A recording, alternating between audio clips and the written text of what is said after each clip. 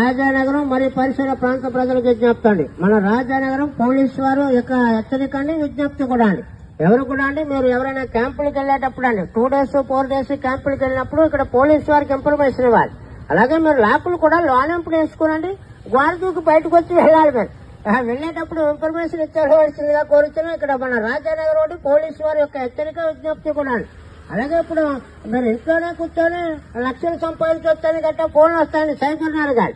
మరి అలాంటివి కూడా వస్తాయండి. మీరు ఓటీపీలు చెప్పడం అలాంటివి చేయొద్దండి. మీ లోన డబ్బులే కాకుండా బయట డబ్బులు అన్ని పోతాయండి. అలాంటివి ఏమన్నా తెలిస్తేండి వెంటనే మన రాజానగరం పోలీసు వారికి తెలిస్తేండి, వాళ్ళ తీసుకెళ్లి లోన్ పెట్టేసండి, బాగా వేసేస్తారు. అబ్బాయి ఇంత గట్టిగా వేసేస్తారంటే ఈ పని చేయకపోయింది రా బాబా అని పక్కోడికి కానీ లేదా బాత్రూంలో కూర్చొని బాధపడవలసిన అవసరం.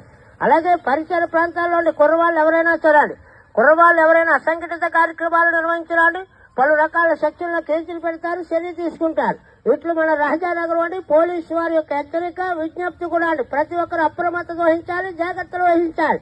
మీరు ఎక్కడికైనా వెళ్ళినప్పుడు పోలీసు వారికి ఇన్ఫర్మేషన్ ఇవ్వాలి.